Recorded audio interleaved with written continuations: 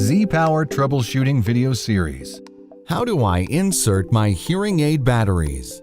Your hearing care provider will insert your hearing aid battery for you into the Oticon battery door module. If removed, please reinsert the battery at an angle to prevent damage. Once the battery is inside the door module, press down to make sure the battery is seated correctly. If the battery is not inserted correctly, it may be difficult to close the battery door. Your hearing aid also will not charge. Remove the battery and reinsert it.